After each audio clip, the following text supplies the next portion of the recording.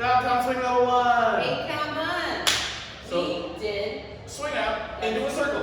It looks like this. step, Hey. step, triple step, step, step, triple step, step, step, triple step, step, step, triple step, hey. We did solo practice for leaders. Rock, step, triple step, turn around, back it up, move this side of your body. Triple step, step, step, triple step. That's the swing out practice. For followers, we did step, step, turn your body. Keep going.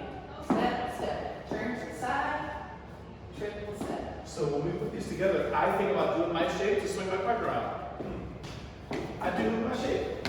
Now I'm going to turn my body and try to go this way. So I do it really linear one time, I do shape. She practices her thing. And I turn in place to do that circle. Get some practice and we'll see you next week.